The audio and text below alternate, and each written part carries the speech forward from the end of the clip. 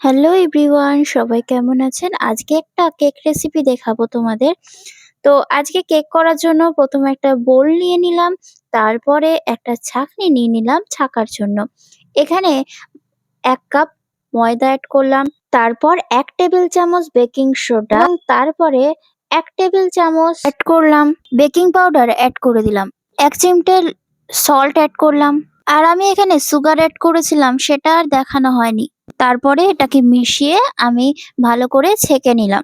তারপরে এই মিশ্রণটাকে ভালো করে মিশিয়ে নেব। এদিকে আমি ৩ টে ডিম নিয়ে নিয়েছি। ডিমটা নিয়ে ভালো করে ব্লেন্ড করে নেব। আর ব্লেন্ড কিন্তু আমি আস্তে, আস্তে করব যাতে ছড়িয়ে ছিটিয়ে না যায় আর বাইরে না পড়ে। দেখো ব্লেন্ডটা কিন্তু একদমই আস্তে, আস্তে করছি।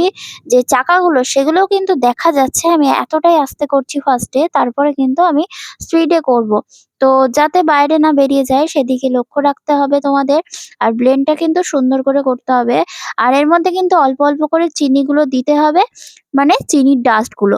দেখো এখানে কিন্তু অল্প, অল্প করে চিনির ডাস্টগুলো আমি দিতে রাখছি। আর সাথে কিন্তু যে মিশ্রণটা আমি করে রেখেছিলাম সেইটাও কিন্তু এখানে দিতে হচ্ছে। তবে এখানে যে পাউডারটা আমি করে রেখেছিলাম সেটা কিন্তু লাস্ট পর্যায়ে দিতে হবে। আগে চিনির মিশ্রণগুলো অল্প, অল্প করে দেবে। তারপরে কিন্তু এইটা যে পাউডারগুলো রেখেছি সেই পাউডারটা কিন্তু দেবে। তবে এখনই কিন্তু ১ম এই তোমরা দিয়ে দেবে না। সেক্ষেত্রে কিন্তু তোমরা যখন কেকটা করবে, রেডি হয়ে যাবে সেক্ষেত্রে কেকটা শক্ত হয়ে যাবে। তো মাথায় রেখে তোমাদের কিন্তু কাজটা করতে হবে স্টেপ বাই স্টেপ। না করলে কিন্তু সেখানে ভুল ত্রুটি হয়ে গেলে কেকটা নরম আর সফট হবে না। দেখো কতটা কিন্তু আমার এখন হয়ে গেছে। এখন আঠালো ভাবটা চলে এসেছে। আর আমি এখানে কিন্তু ওই ময়দা পাউডার ওই মিশ্রণটা দিয়ে দিয়েছি। আর এটাও কিন্তু অল্প, অল্প করে দিয়ে দিয়েই আমাকে ঘোরাতে হবে।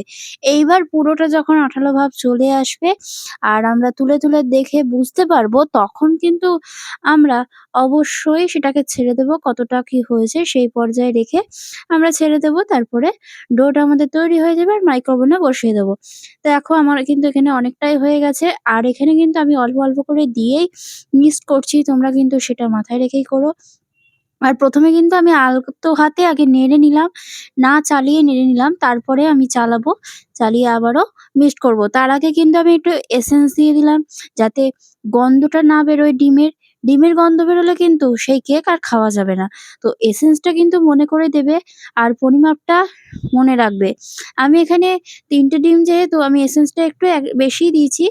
১ টেবিল চামচ আর একটুখানি বেশি দিয়েছি। আর এখানে দেখো আমি বসাবো, ওটা রেডি হয়ে গেছে। তেল দিয়ে নিলাম। তারপরে আ এর ওপরে একটু ময়দা দিয়ে দেবো। দিয়ে আমি ওটা বসিয়ে দেবো। তো আমি ঘরোয়াভাবেই করলাম। তো তোমরা এরকমভাবে ঘরোয়াভাবে করে অবশ্যই বাচ্চাদের জন্য তৈরি করতে পারো। তো আমার এখানে এটা তৈরি হয়ে গেল। আর আমি এই ডোটা দিয়ে দিলাম। দেখো কতটা পাতলা হয়েছে আর কিরকম আঠালো ভাব এসছে। এরকমই করতে হবে তোমাদের। তো তারপরে তোমরা কিভাবে দেবে সেটা আমি দেখিয়ে দিচ্ছি। এরকম করে ঝাঁকাবে, ঝাঁকিয়ে তারপরে কিন্তু মাইক্রো ওভেনে বসাবে। তো রেডি হয়ে গেল। এবার মাইক্রো ওভেনের জন্য প্রস্তুত করছি। মাইক্রো ওভেনে দিয়ে দিলাম। তারপরে কনভেকশন মোডে দিয়ে ১৮০ ডিগ্রি থেকে আ আমার এখানে লেগেছে প্রায় ৪৮ মিনিটের উপরে। তোমরা তোমাদের মাপ অনুযায়ী দিয়ে দিও। অনেক সময় মাইক্রো ওভেনে বেশি সময় লাগে। সেক্ষেত্রে তোমরা একটু বুঝেই দেওয়ার চেষ্টা করো। আর এ কতটা নরম সফট হয়েছে তোমরা বুঝতেই পারছো দেখে। আমি এটার মাঝখানে ক্রিম লাগাবো বলে মাঝখান দিয়ে আমি কেটে নিচ্ছি। তো আর এটা কিন্তু প্রচন্ড নরম হয়েছে আর ক্রিম লাগানো প্রায় অর্ধেক। এখানে ওপরে ক্রিম লাগিয়েছি। আস্তে, আস্তে করে আমি ক্রিম লাগাচ্ছি। আর আমি স্কেল ব্যবহার করেছি। যেটা দিয়ে কেক লাগায় আপাতত আমার কাছে ছিল না বলে আমি স্কেল ব্যবহার করেছি। তোমরা ঘরোয়াভাবে করতে চাইলে স্কেল হামেশাই ব্যবহার করতে পারো।